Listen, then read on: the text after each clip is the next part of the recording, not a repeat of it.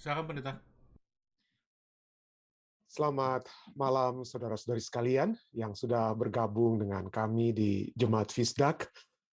Ya, ada acara ibadah kita yang pada malam hari ini waktu Amerika, pagi hari waktu Indonesia, kita kembali akan mempelajari pelajaran sekolah sahabat kita, dan kita akan bersama-sama juga berdiskusi nanti jika ada tambahan ataupun pertanyaan di akhir pembacaan pelajaran sekolah sahabat kita tentunya. Dan untuk memulaikan acara ini, saya ingin mengundang Ibu Lucy dari California untuk dapat membuka acara ini dalam doa.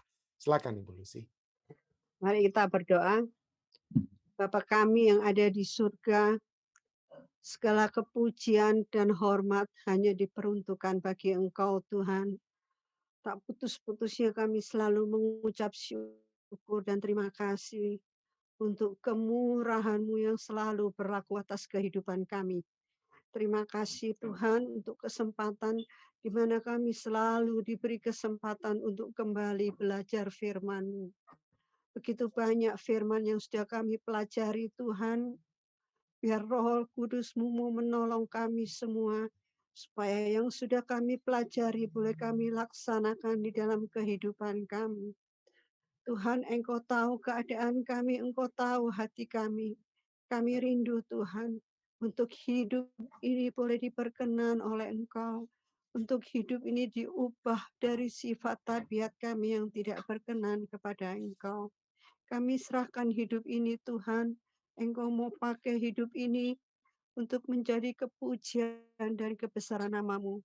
Engkau berkati ibadah kami melalui Zoom ini, berkati pendeta Stephen Rantung, berkati kami semua.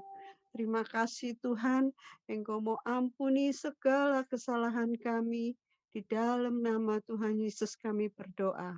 Amin. Terima kasih banyak Ibu Lucy. Baik saudara sekalian, seperti biasa kita akan pelajari dengan mempelajari pelajaran sekolah sahabat kita yang akan kita baca terlebih dahulu. Ya, dan ya, saya boleh minta Dek kalau bisa di highlight ya. Terima kasih. Baik, pada malam hari ini kita akan membahas tentang komunitas iman. Ya, satu komunitas orang-orang yang beriman. Kenapa harus judul pada malam hari ini adalah satu komunitas iman? Karena mungkin ada, kalau kita tidak ada kesatuan dalam iman, maka kita bukanlah komunitas orang-orang yang beriman. Kita akan menjadi komunitas orang-orang yang berbeda, yang diasosiasikan satu dengan lain, mungkin dengan asal-usul mereka, komunitas orang Indonesia di New Jersey, komunitas orang Indonesia di California, dan lain sebagainya. Itu seringkali kita lihat ya.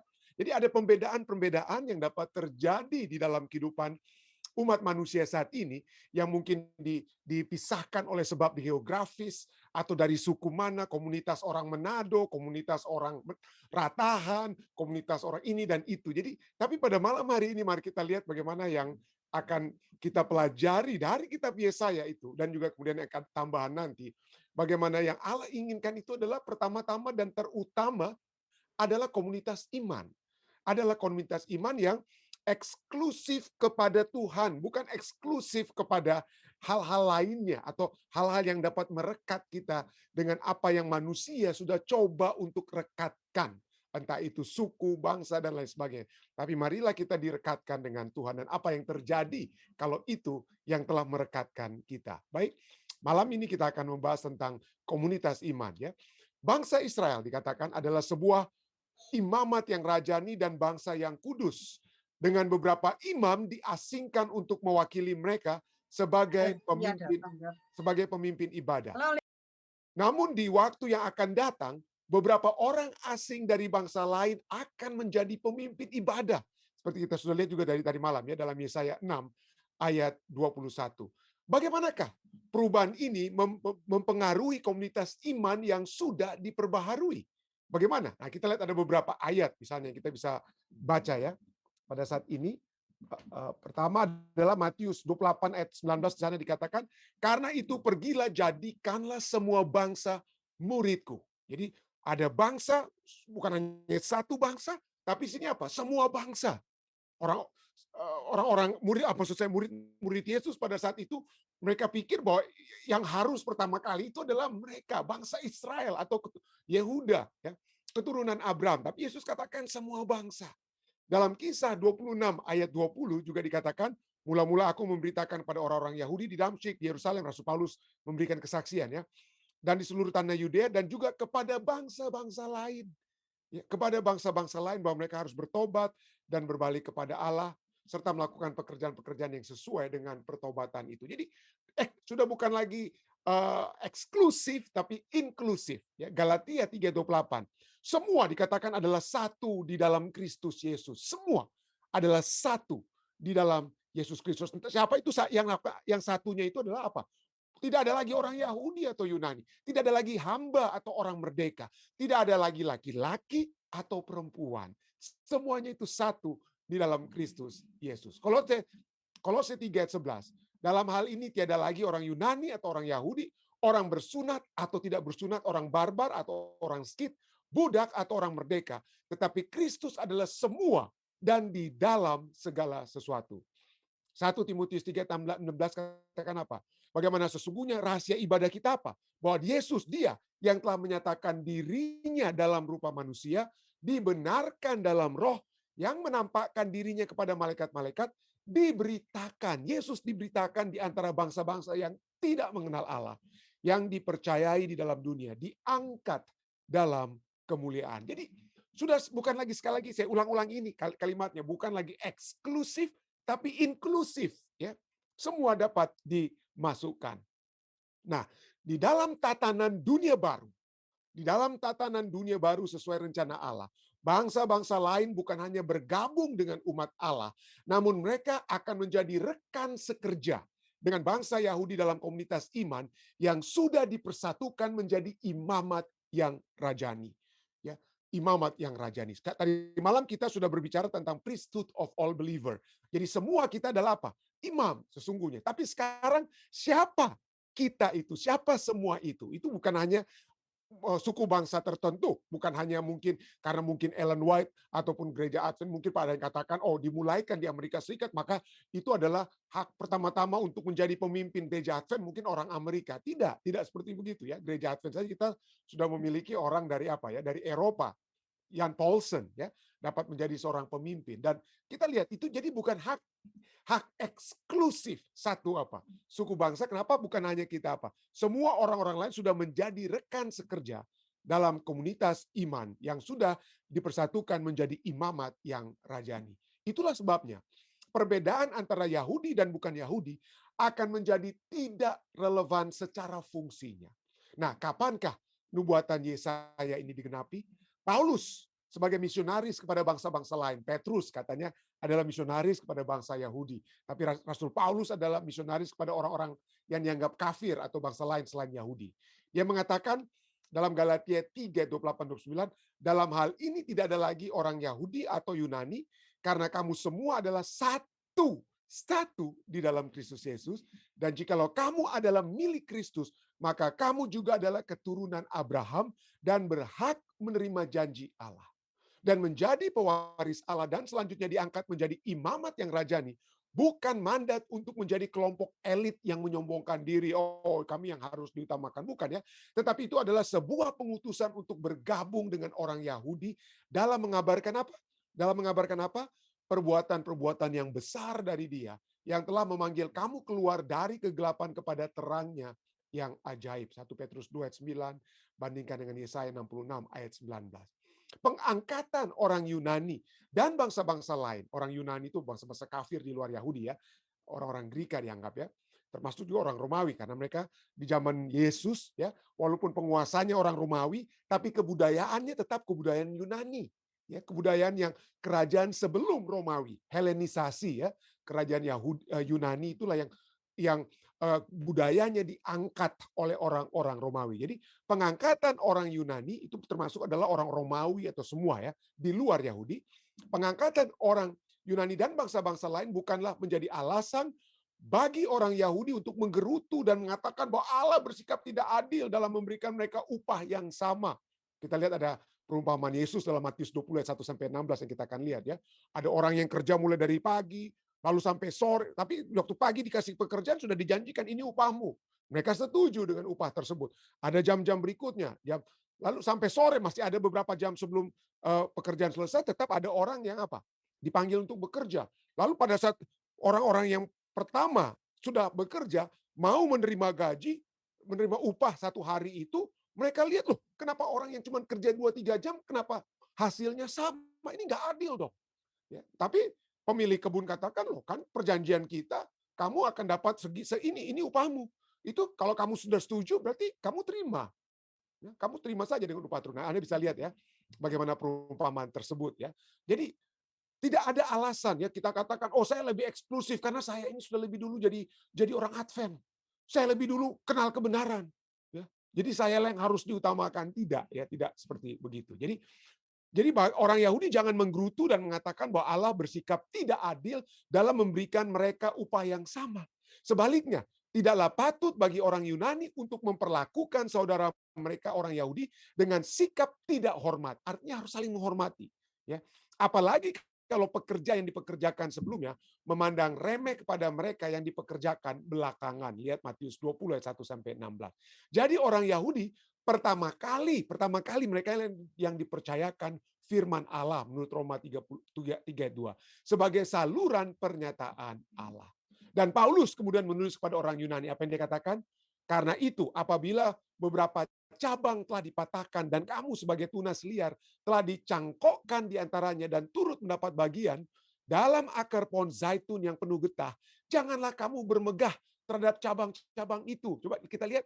Jadi bagi mereka yang sudah pertama-tama mengenal kebenaran, jangan anggap remeh yang belakangan. Lalu yang belakangan juga apa ya? Karena mereka mungkin lebih berbuah, mereka lebih dalam tanda kutip makmur, entah itu secara rohani atau hal lainnya, jangan meremehkan yang pertama. Jadi salinglah kita apa? Menghormati, jangan sombong satu dengan yang lain. Dalam terang salib, dalam terang amanat pemberitaan Injil, mengapakah sikap elit yang berbasis kerohanian atau etnik atau aliran politik, pelajaran sahabat kita katakan apa? Sangat menjijikkan dalam pemandangan Allah. Sangat menjijikkan. Apakah itu berbasis sikap elit yang berbasis kerohanian atau etnik atau aliran politik, itu sangat menjijikkan dalam pemandangan Allah. Ya. Jadi jangan kita bilang, wah karena mayoritas Uni Timur adalah orang Manado, maka harus orang Manado yang harus pegang Uni Timur. Itu menurut pernyataan ini terus terang saudara-saudara ini sangat keras. Ya, itu adalah hal yang menjijikkan dalam pemandangan Allah. Ya, ini yang ditulis dalam pelajaran. Mari kita pikir betul-betul ya. Jadi jangan kita langsung berbasis berbasis etnis dalam apa? Dalam kehidupan organisasi gereja kita. Jangan karena Amerika inilah yang mula-mula apa? Yang mula-mula menyebarkan Adventism, lalu hanya orang Amerika yang akan menjadi ketua General Conference. Gimana kira-kira? Ya, tentunya bukan begitu ya. Jadi marilah kita melihat bukan segala sesuatu pada saat di dalam organisasi kita, jangan kita melihat dari sudut pandang etnis atau politik dan lain sebagainya yang pelajaran kita katakan sangat menjijikkan dalam pemandangan Allah. Kenapa itu sangat ya? Lihat kepada diri kita masing-masing. Apakah Anda menyembunyikan berbagai jenis superioritas rohani atau etnik? Ya. Kenapa? Seringkali ini harus tekankan. Kenapa? Karena saat ini saja saudara di Amerika Serikat, banyak orang-orang Asian American, orang-orang Asian American kita merasa kadang-kadang kita bukan bukan merupakan bagian dari orang-orang masyarakat Amerika. Walaupun kita sudah berusaha keras lah atau apa, tetap orang tetap orang anggap rendah dan lain sebagainya. Dan ini sangat membahayakan. Ya, kalau sampai itu pelajaran sahabat kita, kalau ada sikap superioritas rohani ataupun etnik, bahwa ketua Uni Barat, ketua Uni Timur harus dari suku ini, harus dari suku itu, wow, ya, maka itu adalah satu hal yang harus dijauhkan dari kita. Bertobatlah, pelajaran sahabat kita katakan apa? Bertobatlah, bertobatlah. Komunitas iman. Komunitas iman itu berasal dari satu leluhur, dari satu nenek moyang. Bukan beberapa nenek moyang, Kita tidak ada nenek moyang orang Manado, kita tidak ada nenek moyang orang Batak, kita tidak punya nenek moyang orang dari Cina, kita tidak punya nenek moyang orang Amerika, kita tidak punya nenek moyang orang dari African American, orang Afrika dan lain sebagainya. Hanya satu nenek moyang kita. Satu. Kisah 17 ayat 26 katakan, dari satu orang saja ia telah menjadikan semua bangsa dan umat manusia untuk mendiami seluruh muka bumi. Seluruh muka bumi. Warna kulit itu bukan kalau yang putih itu berarti dosanya sedikit. Semakin hitam, semakin banyak dosanya. Seringkali kita berpikir seperti itu, makanya banyak orang yang beli sabun, beli salep, dan lain sebagainya, supaya kulit mereka itu dapat menjadi putih, dan lain sebagainya, saudara. Itu Allah mencintai keragaman. Allah tidak ingin bunga-bunga di padang itu hanya semuanya berwarna putih. Bunga-bunga di padang itu berwarna-warni, saudara. Karena itulah keragaman Tuhan. Saya percaya pada saat Tuhan menciptakan Adam dan Hawa, maka dalam genetika Adam dan Hawa itu anak-anaknya itu akan apa? Memiliki warna kulit yang berbeda-beda, bukan karena orang berwarna kulit itu oleh sebab dosa yang masuk ke dalam diri mereka. Sehingga kalau semakin hitam, semakin berdosa. Bukan itu ajaran Alkitab. Ajaran Alkitab katakan bahwa dari satu orang saja ia telah menjadikan semua bangsa dan umat manusia. Satu nenek moyang untuk mendiami seluruh bumi. Tapi itulah manusia ya. Manusia ya. Kenapa sampai kita harus terpisah-pisah? Kenapa harus terpencar? Karena mereka ingin mencari nama. Kita sudah pelajari waktu lalu dalam Kejadian 11 ayat 4. Mencari nama supaya kita jangan terserak di ke seluruh bumi. Tapi kemudian apa? Tuhan apa? Serahkan mereka. Tetapi kembali Injil itu diberikan agar keterserakan, terpisahnya kita satu dengan yang lain. Ya, terpisahnya kita satu dengan yang lain itu apa? Dapat disatukan kembali setelah Yesus datang. Pada saat Yesus datang disatukan. Jadikanlah semua bangsa, dia katakan apa? Jadikanlah semua bangsa muridku. Ya. Bukan muridnya Dr. Rantung, bukan muridnya Dr. A, Dr. B, Dr. C, atau apa. Jadi murid Yesus. Di zaman Rasul Paulus saja, di Korintus, Rasul Paulus katakan, jangan kamu katakan, oh aku ini pengikut Apolos, aku pengikut Paulus. Tapi ini yang terjadi kan. Di dalam kehidupan organisasi kita, oh saya ingin, ini yang saya akan jagokan, ini gacoan saya. Ya, saya masuk dalam tim suksesi si A. Oh enggak, saya masuk dalam tim suksesi si B. Ini gacoan kita. Jadikan murid Tuhan, bukan murid manusia, saudara ya. Wahyu 14 ayat 6-7 adalah panggilan agar kita bisa berbalik dari kekacauan yang mula-mula terjadi di dalam kitab Kejadian pasal 11. Wahyu 14 panggilan kita semua apa? Aku melihat seorang malaikat lain terbang di tengah-tengah langit dan padanya ada Injil kekal untuk diberitakannya kepada mereka yang diam di atas bumi. Semua bangsa, suku, bahasa, dan kaum. Dan ia berseru dengan suara yang nyaring, takutlah apa? Takutlah orang putih, takutlah orang hitam, takutlah orang ini dan itu. Bukan. Takutlah akan Allah dan muliakan Dia. Jangan muliakan dia yang berwarna putih. Jangan muliakan dia yang asalnya dari sini. Jangan kalau orang dari Amerika, dari itu kita hormati. Lalu orang yang dari suku lain, ya dari kampung lain begitu datang, wah kita tidak hormati. Tidak. Kita tidak memuliakan Tuhan pada saat, Yakobus katakan, pada saat kita membeda-bedakan orang, kita tidak memuliakan Tuhan. Takutlah akan Tuhan, muliakanlah Dia, karena telah tiba saat penghakimannya, dan sembahlah Dia yang menjadikan langit dan bumi dan laut dan semua mata air. Sembahlah Allah, bukan sembah manusia yang akan mengangkat posisi kita, menaikkan gaji kita atau lain sebagainya. Bukan, sembahlah siapa? Sembahlah Allah. Tapi Yesus tahu ya, Yesus tahu bahwa masalah perpecahan dalam jemaat itu adalah satu apa? Masalah besar, ya. Kita dipisah-pisahkan, ya.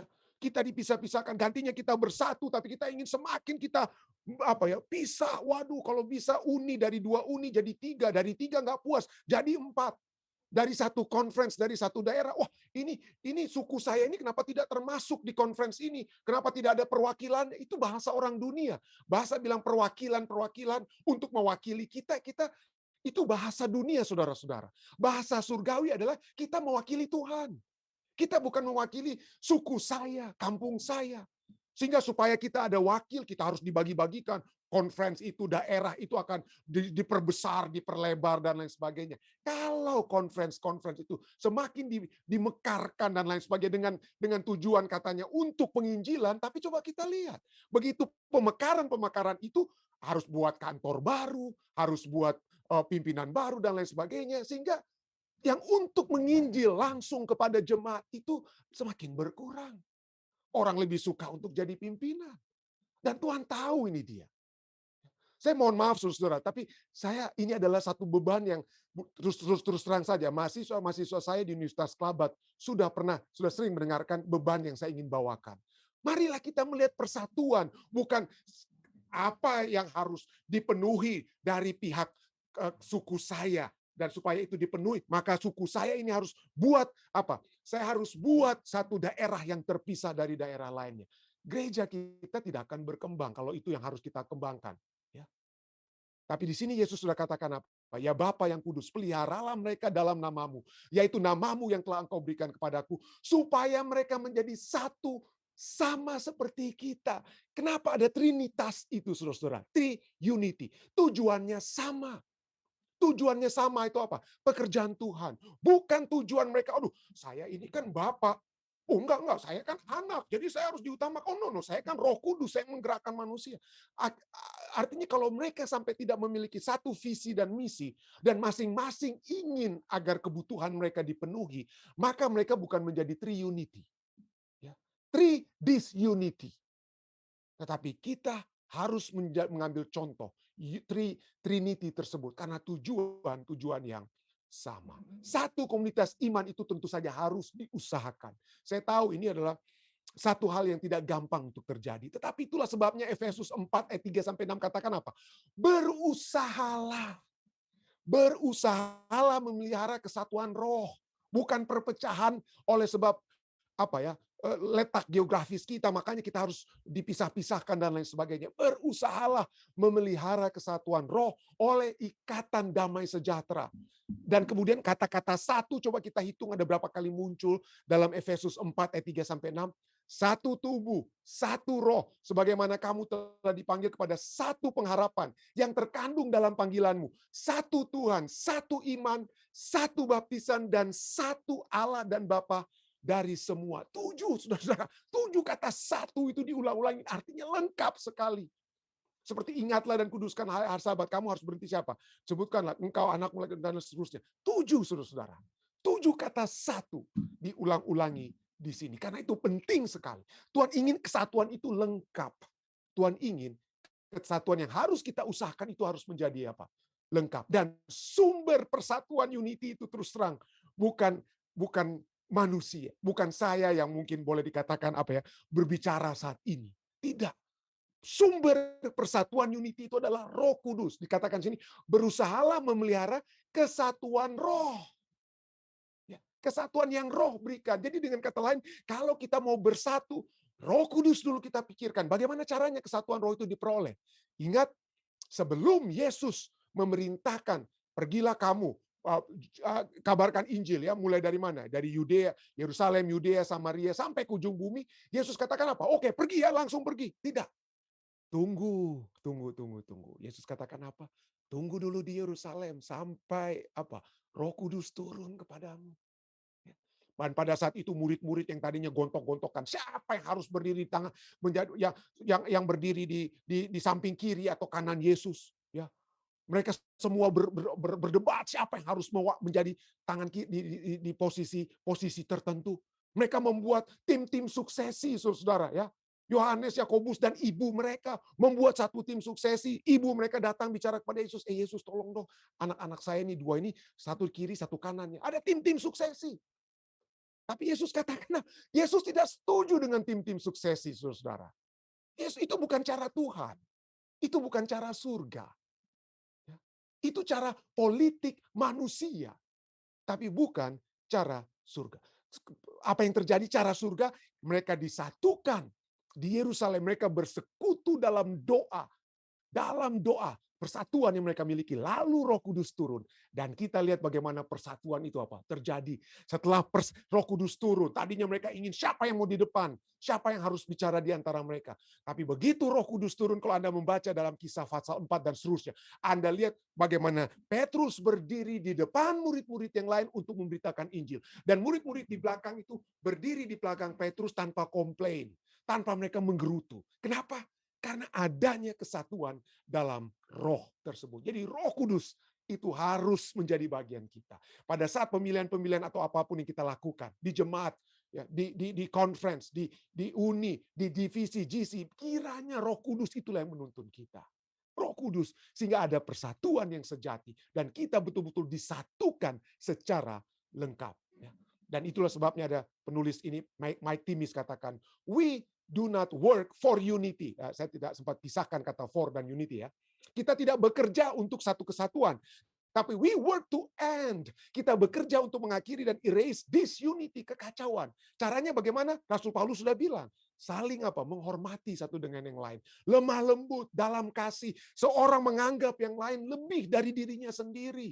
Anda tidak perlu berpolitik untuk dapat satu posisi. Tuhan tahu di mana kita berada. Tuhan tahu kesanggupan kita masing-masing. Dan kalau Tuhan bilang, Daud, sudah tiba saatnya bagi kamu untuk mengalahkan Goliat. Mari, pergi ke tempat medan perang. Kalahkan, istilahnya ya. Maka Tuhan akan apa? Buat hal tersebut.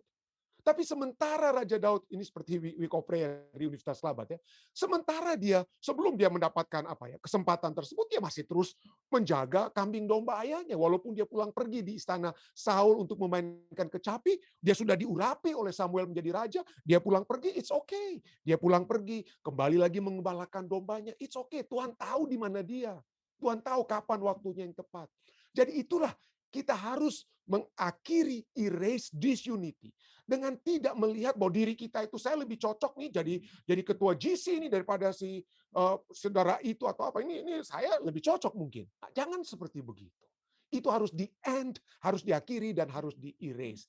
Unity di sini dikatakan, unity berasal dari Allah dan disunity itu berasal dari manusia. Berasal dari manusia. Pena inspirasi katakan apa? Pena inspirasi katakan persatuan di antara orang percaya dengan Kristus akan secara alamiah ya adanya persatuan di antara kelompok komunitas iman ya dengan Kristus akan secara alamiah menghasilkan persatuan di antara satu sama lain, yang mana ikatan persatuan itu adalah yang paling abadi di bumi.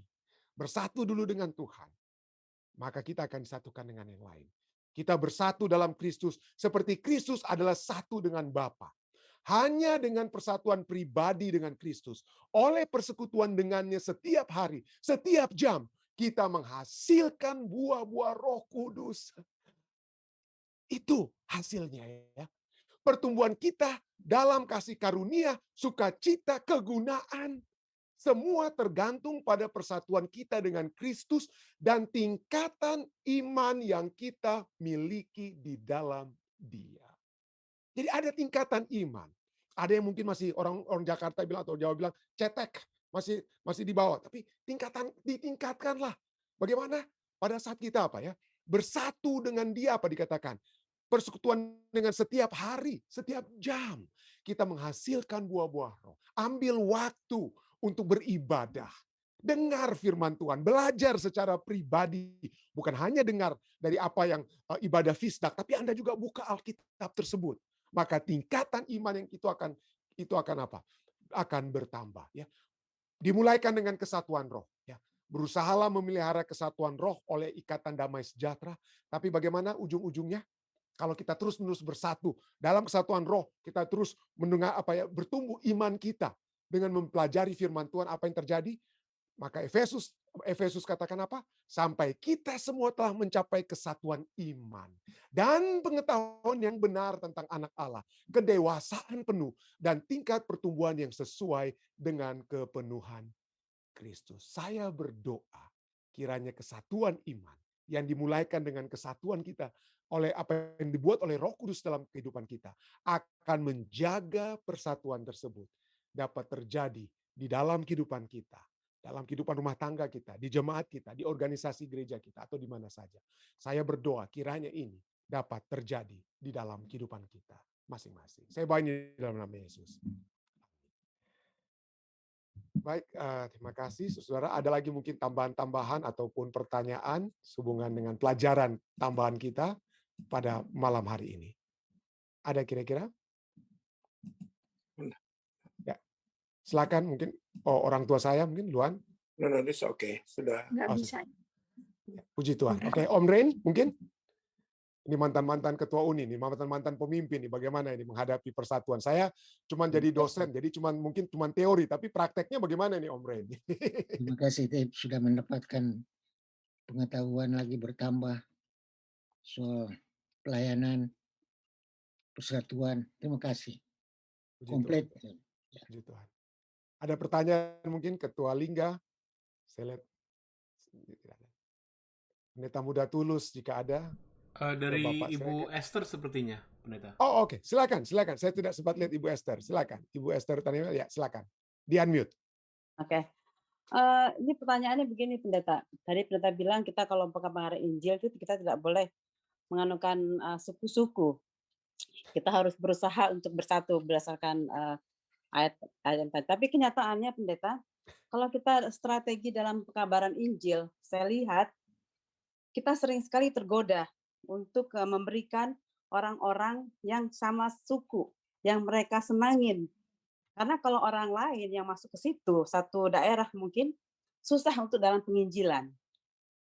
Jadi kita sudah mulai mengkotak-kotakan suku-suku itu untuk dalam penginjilan begitu. Pada kenyataannya ya, oh orang ini punya suku Ambon, lebih gampang orang Ambon yang pergi ke situ. Karena orangnya itu keras-keras. Saya orang Ambon, jadi saya tahu gitu kan. Mungkin orang Palembang, begini orang yang ini yang tahu. Jadi akhirnya daerah atau uni pun sudah mulai mengkotak-kotakan cara penginjilan itu sendiri dengan orang-orang yang tertentu gitu. Mau melaksanakan pekabaran Injil ini kita tidak mengkotak-kotakan suku-suku gitu loh. Terima kasih.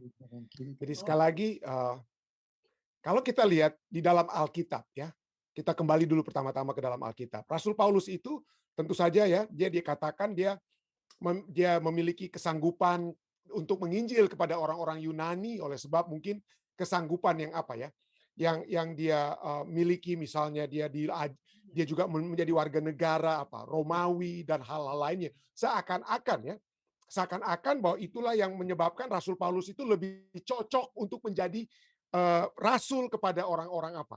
Orang-orang kafir. Mungkin karena dia lebih mengetahui kebudayaan orang-orang Yunani dan lain sebagainya. Tapi kalau kita lihat itu betul Rasul Paulus ada yang dapat Tuhan gunakan untuk dia, yang mungkin Rasul Petrus mungkin tidak miliki.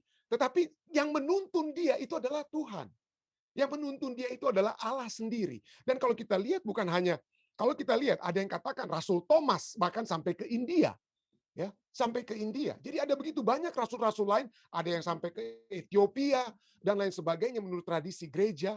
Jadi kita lihat bahwa yang menjadi sumber utama kekuatan kita untuk mengabarkan Injil bukan karena kesanggupan saya untuk memahami orang satu suku dengan saya, itu tentu saja membantu. Itu tentu saja dapat membantu kita dapat merelevansikan pekabaran Injil tersebut, karena bahasa itu misalnya bahasa saja itulah dapat lebih dimengerti. Saya contohnya, saya kalau Anda suruh untuk bikin ibadah malam seperti ini, Anda suruh saya bicara bahasa Inggris, walaupun saya tahu bahasa Inggris, saya akan kelimpungan sedikit mau bicara. Ada kata-kata yang hanya dapat kita saling mengerti kalau saya berbicara dalam bahasa Indonesia dengan saudara. Tetapi sekali lagi, kita seringkali melihat bahwa itulah salah satu, atau itulah mungkin kita pikir kriteria terbesar. Oh, karena saya orang Indonesia, maka saya harus berbicara bahasa Indonesia, maka gereja saya adalah gereja Indonesia. Karena saya orang Ambon, saya tahu orang Ambon itu keras, maka saya lah yang akan menginjil di orang Ambon. Nah, bukan hanya Ibu Esther orang Ambon ya, saya juga setengah Ambon ya. Ibu saya itu orang Ambon juga. Tapi poinnya begitu, itulah sudut pandang manusia. Kalau itu yang menjadi pegangan kita, maka kita bergantung kepada manusia. Kita bergantung kepada diri kita sendiri, kesanggupan kita. Tapi mari kita bergantung kepada Roh Kudus. Nah, Seperti saya katakan tadi, kalau memang Tuhan mau saya berbicara kepada orang Amerika, orang yang berbahasa Inggris, kita kembali ke apa yang tertulis dalam Lukas 12 ayat 12. Roh Kudus yang akan mengeluarkan apa? Kata-kata dari bibir kita, dari mulut kita. Roh dapat apa? Berbicara kepada kita. Saya tahu, Pendeta Desmond Sirami, mari saya sebutkan namanya. Pendeta Desmond Sirami, bekas mahasiswa saya di Universitas Kelabat. Ya. Dia pergi ikut 1000 missionary di Filipina. Dia cuma ambil 1 tahun dia di Filipina. Ya. 2 bulan dia berada dia dari Papua. 2 bulan dia di pelatihan, lalu 10 bulan, kurang lebih 10 bulan ya. Dia apa? Dia menginjil di Filipina. Anda tahu, fasih dia dalam jangka waktu 1 tahun. Dia bukan hanya fasih, ya, sangat fasih berbahasa apa nih? Berbahasa lokal dialek di Filipina. Kalau nggak salah dua ya, bahasa Tagalog dan bahasa setempat. Saya, saudara-saudara, sama-sama seperti Pendeta Desmond Sirami, sama-sama dapat istri orang Filipina, tapi bahasa Filipina itu nggak bisa saya. Jadi ada yang dapat Tuhan lakukan, yang Tuhan dapat buat, yang tetap akan memberikan kesuksesan, walaupun itu di tempat yang berbeda. Karena kekuatan kita, sumber kekuatan kita bukan kitanya. Bukan karena kita menginjil di suku kita, tapi siapa yang menyuruh kita dan memberikan kuasanya kepada kita. Di Matius 28 ayat 19 katakan apa? Aku akan menyertai engkau. Aku akan menyertai engkau. Roh Kudus yang akan menyertai kita saat kita menginjil. Saat kita mengabarkan Injil. Jadi itulah yang harus kita lihat. Bukan manusianya, tapi siapa? Tuhannya. Ya. Ini yang dapat saya tambahkan kepada Ibu Esther. Baik, ada lagi Saudara Ketua Tilar, silakan kalau ada tambahan. Ada kira-kira? Bisa menambahkan jawaban tadi? Ya, saya ingat ya, jadi saya melihat bahwa tidak harus begini. Kita ingat Yesus, dia dari Galilea. Iya kan? Dari mana dia lahir? Dia besarkan di Galilea kan? Ya, Nazaret maksud saya. Dia tidak dikenal, maksudnya tidak diakui di sana. Jadi kalau dia bikin penginjilan di kampungnya sendiri atau di good point. tidak diterima. Kalau saya menginjil kepada keluarga saya di kampung, kemungkinan besar mereka tidak akan terima. Tetapi kalau pendeta rantung atau orang lain, mereka akan cenderung terima. Mungkin yang Ibu Esther sampaikan tadi adalah pendekatan organisasi melakukan itu faktor bahasa, bukan faktor kesukuan. Faktor bahasa yang di suku-suku tertentu yang kurang fasih. Contoh, dia tidak terlalu fasih berbahasa Indonesia, tentu masuklah dengan bahasa mereka itu sendiri. Ada suku-suku tertentu yang belum begitu pintar bahasa Indonesia, bisa dijangkau dengan bahasa mereka sendiri. Jadi bukan organisasi itu bukan, saya pikir bukan kesukuan, tetapi pendekatan lewat budaya tertentu. Jadi saya lebih setuju Roh Suci yang pendeta sudah katakan, Roh Suci menggunakan organisasi kita atau orang-orang tertentu, menggunakan kita untuk menjangkau orang melalui berdasarkan pertolongan Roh Suci. Jadi kalau kita berpikir bahwa dari suku ini suku itu, saya pikir kurang tepat, karena kita lihat Yesus saja di Nazaret dia tidak dikenal, bukan tidak dikenal, tidak diakui. Terima kasih. Satu poin yang sangat baik sekali, Ketua Tilar. Terima kasih banyak. Baik, jika tidak ada lagi dari Zoom, mungkin kita akan lihat dari live stream, Dek. Kalau ada tambahan atau pertanyaan, silakan, Dek. Nggak ada tambahan, pendeta, dari live stream. Oke. Jika tidak ada, mungkin kita akan masuk kepada bagian kedua, yaitu bagian doa kita pada malam hari ini. Mungkin ada yang boleh dibawakan, kira-kira? Kita tentunya mendoakan ada sahabat-sahabat dari di tempat bekerja daripada Saudari Iin ya, yang ya katanya kena dengan COVID-19. Mari kita doakan mereka, dan jika ada hal yang dapat jemaat bantu, tolong diinformasikan ya kepada dari Iin, ketua diakonis kita, supaya jika ada bantuan-bantuan yang dapat kita lakukan, mungkin kita dapat usahakan jika ada. Baik, saudara sekalian, ada lagi yang lain-lainnya yang ingin didoakan, silakan.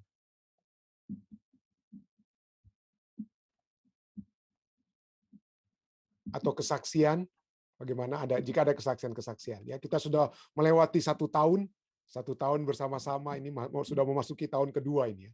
Jika ada kesaksian-kesaksian tentang kekuatan yang Tuhan sudah berikan, silakan Ibu Meti. Oh ya, saya mau teruskan yang kemarin saya minta tolong didoakan. Ibu Popi ini sudah keluar dari rumah sakit, sudah ada 3 hari, tapi dia diundang oleh dokter katanya. Dan dia bercerita, itu daging bahaya katanya. Saya bilang, oh iya, ada lebih bagus kayak kita udah tua-tua, nggak usah lagi makan daging. Dan saya ada kirim itu daging, yang keluar cacing. Terus dia bilang, aduh, ini daging sudah lama atau ternyata ini daging fresh ini. Oh, bisa keluar ya? Iya, makanya Sus Popi boleh cerita nanti ini dia bahwa nggak bisa makan ini.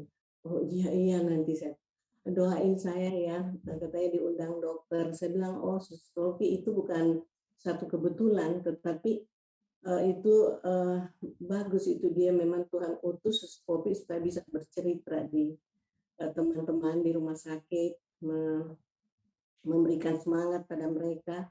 Iya, tapi tolong doakan supaya saya diberikan kesembuhan total. Dan ya puji Tuhan, dia sudah disinar 28 kali dan ternyata dia sudah dinyatakan sudah sembuh, sudah ini katanya, tetapi masih agak dia masih ragu kalau ini benar. Oh, kalau dokter sudah bilang itu kan dokter itu perpanjangan tangan dari Tuhan. Jadi kita berdoa sesuatu dan kita doakan lagi supaya dia bisa bersaksi. Saya sering memberikan ini juga, firman Tuhan, pelajaran, dan saya ada katakan ya itulah ya.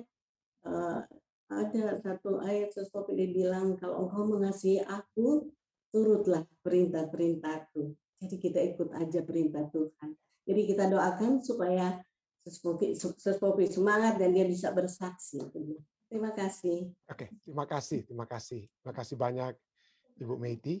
Baik, ada lagi yang lainnya, saudara yang di Zoom, jika tidak ada. Oke, dari live stream, Dek. Pendeta, ini ada beberapa dari live stream. Ada beberapa silent request, tapi saya akan berikan yang sudah biasa pada diakon-diakones kita untuk dibagikan. Lalu dari Ibu Erna Kawan, katakan tolong doakan adiknya Joni yang akan operasi katarak tanggal 5 nanti, pendeta. Oke. Ya. Lalu dari Tante Omi, katanya tolong tetap doakan, dia masih terganggu kesehatannya. Oke. Dan juga ada silent request dari Julia Onsu dan Ibu Nona Makalu. Yang lainnya akan kita doakan melalui tim doa, pendeta. Oke, baik. Terima kasih semua yang sudah bersama-sama. Mari kita bersatu di dalam doa. Bapa yang penuh kasih dalam takhta kerajaan surga, terima kasih Tuhan karena pada malam hari ini kembali kami diingatkan untuk memperoleh satu kesatuan sehingga komunitas iman yang Engkau inginkan terjadi di dalam dunia ini dapat menjadi satu kenyataan. Biarlah dalam segala sesuatu yang kami lakukan Tuhan, kami bukan berpusat kepada apa kepentingan kami, apa kepentingan kelompok kami, apa kepentingan suku kami, atau orang-orang kami, tapi kami melihat kepentingan-Mu dan kepentingan umat-umat Tuhan yang dapat terjadi. Berikanlah kepada kami masing-masing kerendahan hati, Tuhan. Berikanlah kerendahan hati dan keyakinan atau satu kepercayaan bahwa Engkau yang akan selalu bertindak. Jadi kami tidak melakukan hal-hal yang sesuai dengan cara dunia seperti berpolitik agar supaya mencapai satu tujuan atau tujuan yang kami pikir secara manusia itu adalah tujuan yang terbaik. Tetapi kami serahkan semuanya dengan satu keyakinan. Engkau yang memilih, Engkau yang menentukan. Dan biarlah itu yang terjadi sesuai dengan kehendak-Mu. Dan kami tetap dapat berusaha dengan kekuatan roh untuk mempertahankan persatuan dan kesatuan di dalam kehidupan beragama kami atau dalam kehidupan kerohanian kami. Terima kasih Tuhan, karena Engkau sudah menyatakan kepada kami bahwa tidak ada perbedaan di antara kami. Walaupun manusia sudah memisah-misahkan, walaupun kami seringkali memisah-misahkan diri kami satu dengan yang lain, berdasarkan warna kulit, berdasarkan suku, tetapi kami mempelajari Tuhan, kami sudah mengetahui bahwa Engkau telah memberikan satu nenek moyang, satu leluhur kepada kami semua. Dan bahwa kami semua adalah bersaudara Tuhan. Kami semua adalah umat-umat-Mu yang bersaudara. Terima kasih Tuhan, biarlah ini menjadi satu hal yang bukan hanya kami dapat dengar, tapi kami dapat praktekkan di mana kami dapat menghidupkan satu kehidupan persatuan seperti yang Engkau kehendaki. Pada malam hari ini, pagi waktu Indonesia, kami datang kembali juga bersyukur oleh sebab umat-umat Tuhan yang dari mana saja yang sudah datang berbakti bersama-sama. Kami bersyukur Tuhan karena dari umat-umat Tuhan ini dulu begitu banyak juga yang sudah memperoleh berkat-berkat surga. Dan kami berdoa, Tuhan memberkati mereka semua. Bukan hanya mereka memperoleh berkat surga tersebut, tapi mereka dapat menjadi saluran berkat surga kepada sesama. Hamba-Mu secara khusus ingin berdoa bagi umat-umat Tuhan yang sudah membawakan permohonan doa mereka maupun yang sudah ada berbakti melalui Zoom pada saat ini. Hamba-Mu ingin berdoa bagi keluarga Taniwel, keluarga Esther Londa Taniwel, Tuhan. Kami berdoa kiranya Tuhan akan selalu menyertai mereka dalam kehidupan mereka. Hamba-Mu juga ingin berdoa bagi keluarga Siregar, orang tua dari saudara Elisa Siregar, Bapak dan Ibu Siregar, Samuel, Joanne, dan Baby, yang Tuhan sudah percayakan, Baby Gabriel, yang Tuhan sudah percayakan pada keluarga ini. Hamba-Mu berdoa bagi mereka. Hamba-Mu juga terus ingin mendoakan pendeta-pendeta senior yang bersama-sama dengan kami, orang tua hamba-Mu, dan Om Rain dan Tante Evelyn, Tuhan. Kiranya Engkau akan selalu juga terus-menerus memberikan kekuatan kepada mereka. Secara khusus juga hamba-Mu ingin berdoa bagi Ibu Lucy yang ada di California. Tuhan mengetahui rencana-rencana kehidupannya. Ada event-event yang akan dia hadapi ke depan ini. Kami berdoa Tuhan, kiranya Roh Kudus-Mu saja yang akan menuntun Ibu Lucy, Tante Yulin dalam segala urusan-urusan mereka. Segala hal-hal yang dapat mereka lakukan dalam kehidupan ini. Dan Tuhan berkati mereka. Tuhan akan selalu limpahkan oleh sebab anak-anak Tuhan ini yang selalu ingin mendekatkan diri mereka juga selalu kepada Tuhan. Hamba-Mu ingin berdoa bersama-sama dengan Ibu Meiti Sanger bagi adiknya, bagi keluarganya, Ibu Popi Sanger yang kami puji besarkan nama-Mu telah keluar dari rumah sakit. Dan kami berdoa kiranya dia akan selalu dapat digunakan terus untuk bukan hanya menerima firman-Mu, menerima pekabaran-Mu, tapi juga dapat menyalurkan pekabaran itu kepada sesamanya Tuhan. Kami juga terus berdoa Tuhan bagi pekerja umat-umat Tuhan yang bekerja di perusahaan Intimate, sahabat daripada saudari Iin. Kami berdoa agar kiranya kesehatan dari surga dapat menjadi bagian mereka di tengah-tengah masa pandemik ini Tuhan. Biarlah jamahan surga akan juga melindungi mereka sehingga tidak ada hal-hal yang tidak diinginkan yang akan terjadi kepada mereka. Kami juga dapat membawakan silent request. Kami ingin berdoa bersama-sama dengan Ibu Erna yang selalu mendoakan adiknya saudara Joni Kaawan Tuhan. Yang pada saat mendatang ini akan menghadapi operasi katarak. Kami berdoa kiranya itu dapat menjadi satu kesuksesan sehingga saudara Joni ini Tuhan akan semakin dekat dan semakin dekat kepadamu. Kami juga terus berdoa bagi Tante Omi Asa dengan masalah kesehatan yang dia miliki. Kami berdoa kiranya Tuhan akan menjamah beliau. Kami juga berdoa bagi saudari Julia. Kami berdoa bagi saudara Julia Onsu Tuhan dengan permohonan pribadi yang dia miliki. Tuhan sertailah dia. Tuhan mendengarkan permohonannya. Tuhan juga menyertai dia dalam segala usaha-usaha dalam kehidupannya dengan keluarganya. Biarlah berkat-berkat surga akan berlimpah kepada mereka. Kami juga ingin berdoa bagi Tante Nona di Washington State. Kiranya penyertaan surga akan selalu menyertai Tante Nona, Tante Nona Makalu, sehingga dia akan selalu merasakan penyertaan tersebut yang mengiringi kehidupan dia dalam segala sesuatu yang dia lakukan. Kami juga terus berdoa bagi umat-umat Tuhan lainnya yang ada di Washington State, seperti keluarga daripada Ibu Sylvia Abutan. Kami berdoa kiranya kekuatan dari surga akan menjadi bagiannya dan usahanya dia untuk membagikan pekabaran-pekabaran kepada keluarga-keluarganya. Kami ingin berdoa ya secara khusus pada saudara Manopo yang saat ini yang saudari Sylvia sudah bagikan, Ibu Sylvia bagikan pekabaran itu. Kami berdoa agar pekabaran yang sudah didengar oleh Bapak Manopo itu akan selalu memberikan kekuatan yang pasti kepada Bapak Manopo. Dan kami berdoa kiranya kekuatan iman, pertumbuhan iman yang semakin kuat akan menjadi bagian Bapak Manopo. Kami juga ingin berdoa bagi anak-anak Tuhan di Jemaat Fisdak, anak-anak muda di Jemaat Fisdak. Hamba-Mu ingin berdoa secara pribadi bagi Jennifer Lalaki di masa mudanya. Kami berdoa sekiranya Tuhan akan menyertai dia pada saat dia mengajar, pada saat dia melakukan tugasnya sehari-hari. Tuhan sertai, berikanlah kepadanya hikmat, kebijaksanaan, akal budi dari surga. Jauhkanlah dia dari mara bahaya. Dan segala rancangan surga yang akan terjadi dalam kehidupan Jennifer, itu akan menjadi satu kesukaan bukan hanya bagi orang tuanya, bagi saudara ketua Angli dan Lucy, tapi juga bagi kami semua, dan juga khususnya bagi engkau. Hamba-Mu juga ingin berdoa bagi Jonathan Asa. Kami berdoa kiranya Tuhan akan menyertai anak Tuhan ini dalam pendidikannya, dalam pekerjaannya, dalam segala sesuatu yang Jonathan lakukan. Biarlah Tuhan akan sertai dia. Dan biarlah dia akan semakin juga Tuhan dekatkan di hati-Mu Tuhan. Dan anak Tuhan ini akan selalu mengingat Engkau. Anak Tuhan ini akan selalu memiliki kesempatan yang indah untuk terus-menerus berserah, berbakti kepadamu Tuhan. Ada begitu banyak lagi Tuhan permohonan-permohonan doa yang mungkin sudah dibawakan oleh kelompok-kelompok doa yang ada di Jemaat Fisdak. Tapi kami berdoa Tuhan, kiranya semua yang sudah bermohon pada saat ini dengan permohonan pribadi mereka, biarlah Tuhan dengarkan.